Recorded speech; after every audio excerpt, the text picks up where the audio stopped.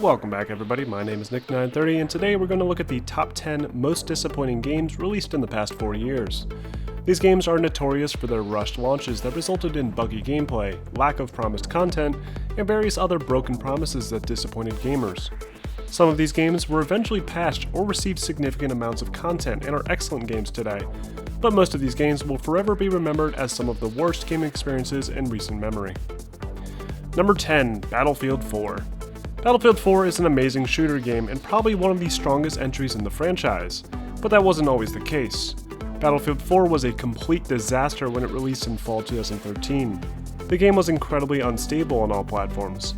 On console versions of the game, rubber banding was frequent and various other glitches like being shot around corners existed for months after release.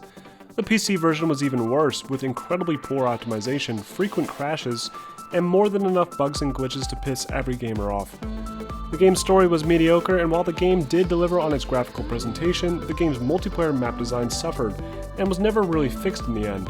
Again, BF4 is a great game, but when it first released, it was a complete train wreck. Number 9, Evolve. Evolve is actually a really good game that plays exceptionally well and never really had any performance issues that I can tell. But what really killed the overwhelming hype for this game was how shallow the content ended up being. If you played one match of Evolve, you pretty much played everything it had to offer. The game featured only a few maps, and the asymmetrical multiplayer, while interesting at first, got old really quickly. The game could have benefited from having more monsters to fight against, and eventually they added more, but you had to pay for them through downloadable content, which turned into a sort of pay-to-win situation. The game's community died so fast that Turtle Rock ended up making the game free to play.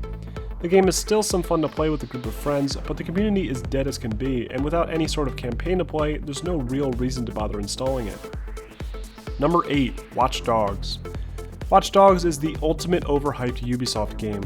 Pre-release demos and trailers for this game had everybody talking about it back in 2012. The graphics looked unmatched and still to this day look unbelievable.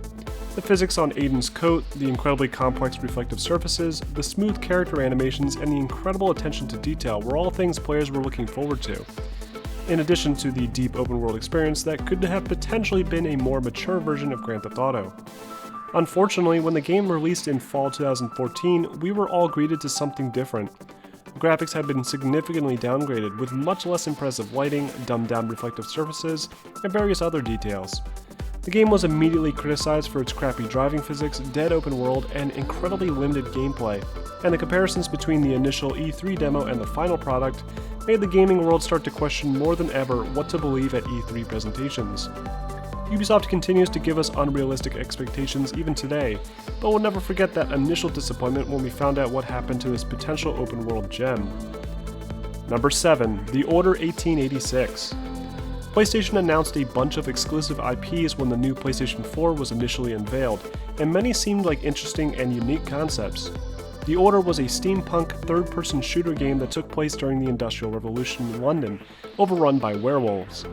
The game took a long time to develop and was constantly being advertised as one of Sony's flagship new IPs. The graphics looked unbelievable and, to be fair, still are some of the best graphics in video gaming today. But once the game finally released, it was immediately criticized for being overly short. In fact, the game will only take you a few hours to complete, and there's no multiplayer or real replay value at all. The Order was a fun game, don't get me wrong, but they absolutely should have delayed this game more and focused on building up a much larger world than what they gave us, because all the pretty graphics in the world won't help when your game is lacking content. Number 6, Mafia III. This one was a big disappointment for me. I was a huge fan of Mafia II when it released on the last gen in 2010. It featured a cool 1950s open world with incredible visuals, beautiful physics, and a really engaging story that felt like a more mature Grand Theft Auto game. And when Mafia III was announced, I was hyped to see a new entry to the franchise. The game's setting and main protagonist sounded awesome, and I was excited to see a time period like the 1960s during massive racial tension, given some much needed respect and attention, and giving us a better glimpse into what it was like to be an African American during that time period. But what we ended up getting was an incredibly bland open world game with painfully repetitive mission structures, really crappy graphics, and a predictable revenge storyline. The gunplay in Mafia 3 is awesome, and the characters themselves are very well done. The game also features an awesome soundtrack. But the game launched on PC locked at 30 FPS, with graphics that actually looked worse than the previous game from 2010. And in the end, Mafia 3 was a huge disappointment to me. Number 5. Homefront: The Revolution. Homefront had some promise before its mid-2016 release date. The gameplay videos shown off by Deep Silver looked like a sort of urban Far Cry game, with the freedom to move around an open-world environment and take out North Korean invaders in America with customized weapons and various other guerrilla tactics. Unfortunately, the game released as a buggy mess with poor performance on PC and outdated visuals. The game's story and characters weren't interesting and the gunplay felt terrible. I still haven't even touched this game despite picking it up for dirt cheap in a sale, and I feel like it can't be that bad, but based on the overall user scores, Homefront is obviously a major disappointment to most. Number 4. Dead Rising 4. Dead Rising games have never been the best games, but they always delivered some unreasonably fun gameplay and some of the most fun open worlds to explore. The premise of Dead Rising 4 sounded excellent. Players would be returning to the original mall during Christmas time and would take control of fan favorite Frank West. The zombies were supposed to be more threatening than ever, and the timer was finally removed. Unfortunately, the timer being removed may have ended up being one of the worst changes they could have made, because now we had time to notice how terrible Dead Rising 4 truly is. For whatever reason, Capcom decided that because they removed the timer, they might as well remove the dynamic time of day setting, which really takes away from the experience as the time of day now only changes when the game's story tells it to. The map, while interesting at first glance, was incredibly dull and empty, and a majority of the game world was actually the surrounding area outside the mall that simply wasn't fun to explore. The game's over-reliance on combo weapons and the new exosuits made the game way too easy, to the point where most gamers could get through the entire game without even dying, which made the ending even more ridiculous for those of you that actually managed to get that far and know what happens. I had some high hopes for this holiday slaughterfest, but unfortunately Dead Rising 4 is the worst the franchise has to offer. Number 3. Batman: Arkham Knight on the PC. Oh, it doesn't get more frustrating than this one. Arkham Knight was a game I personally was looking forward to more than anything in 2015. With state-of-the-art graphics, a much larger gameplay scope, and the inclusion of the Batmobile, Arkham Knight looked amazing, and it also was going to be the conclusion to the already largely successful Arkham franchise, wrapping up the excellent storyline that started way back in 2009. Unfortunately, when the game released on PC, it was the biggest disaster of a port I've ever had the misfortune of playing. The frame rate was locked at 30 FPS, and unlocking it through the INI configuration only made the game more unstable.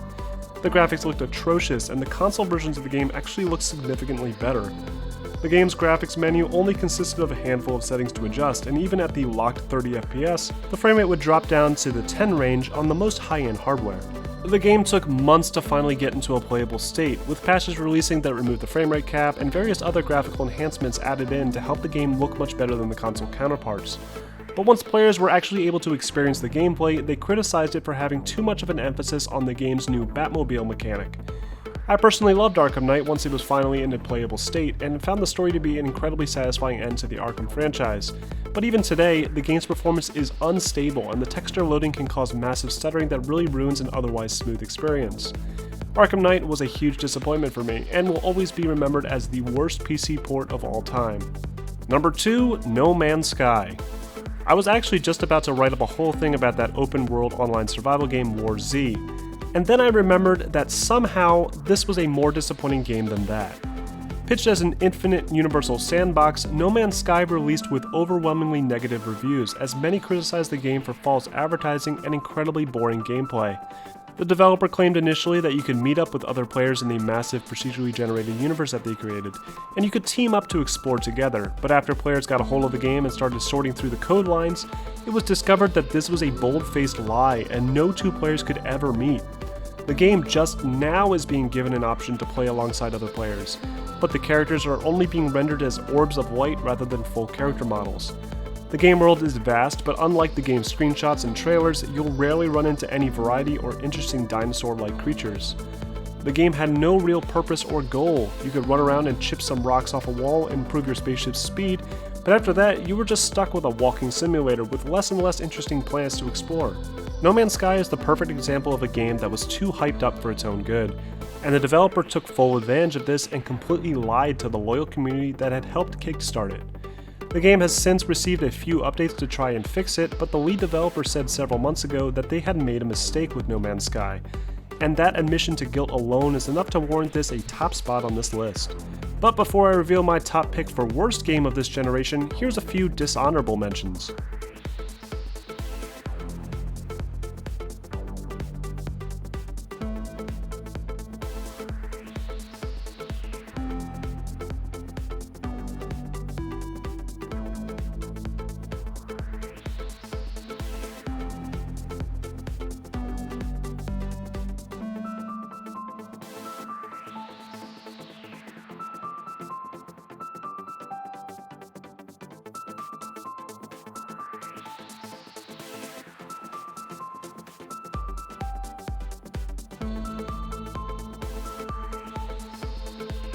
And my number one pick for worst disaster of a game this generation is Assassin's Creed Unity. Ubisoft has been churning out a new Assassin's Creed game every year, and this game really showed how the short time frame for development can hurt a franchise that at this point could really do no wrong. With the franchise starting to become stale, Ubisoft decided to be ambitious and rework the game engine for the Assassin's Creed titles, starting with AC Unity. In AC Unity, you played in Paris, France during the French Revolution. The world was set to be the largest city ever built in a video game, and it managed to succeed. But the game released in a disastrous state, with screenshots and videos of the game's bugs making headlines for weeks. Character faces weren't rendering correctly, and AI would wander around awkwardly in the background of most cutscenes, really hurting the overall experience. The combat had been completely reworked to accommodate the new cooperative gameplay aspect, and it was repetitive and frustrating when compared to the excellent combat in previous entries. The game world was dull and filled with way too many collectibles, making the game map impossible to read. Some of the collectible chests scattered around the map were even locked behind a Ubisoft paywall that required in-game purchases. The story was one of the least interesting stories to date, and the new cooperative content used to advertise the game was poorly designed and served no real purpose. The game's performance was, and still is, absolutely atrocious.